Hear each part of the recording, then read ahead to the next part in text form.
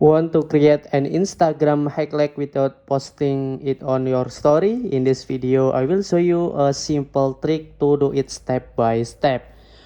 Open Instagram app, go to your profile, and then tap the three lines menu, tap scroll down, find story, live, and location, tap hide story and live room, select all followers, tap down, back,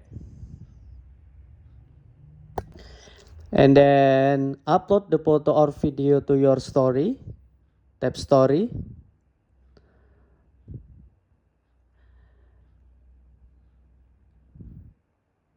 tap since it's hidden no one will see it,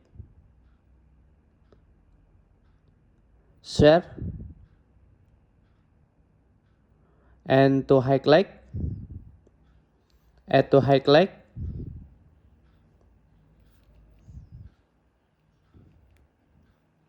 tap add, tap down, and then